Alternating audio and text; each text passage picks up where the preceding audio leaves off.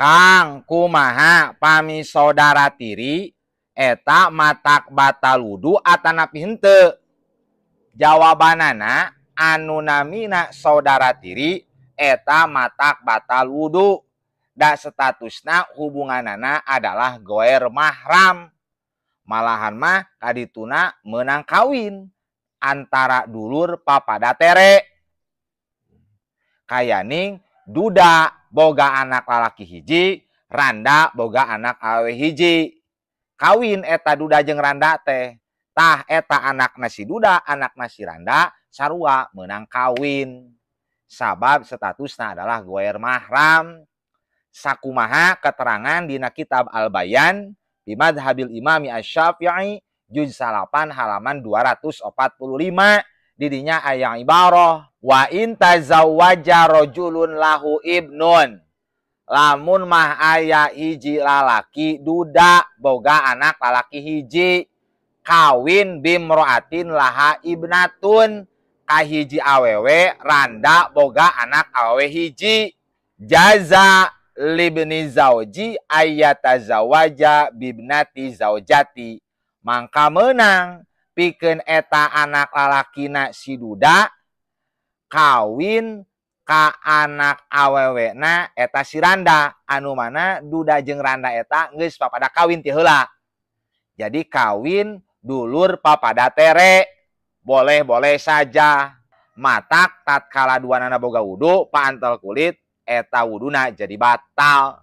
Sabab statusna adalah goer mahram.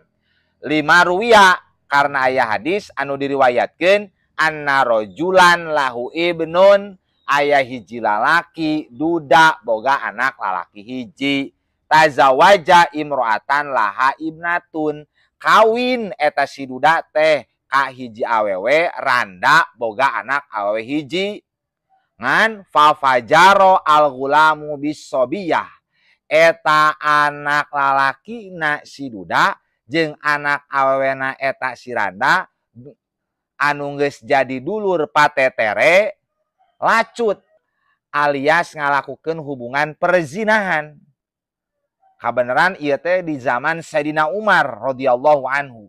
Matak fasa'alahuma Umaru radhiyallahu anhu wa ardahu.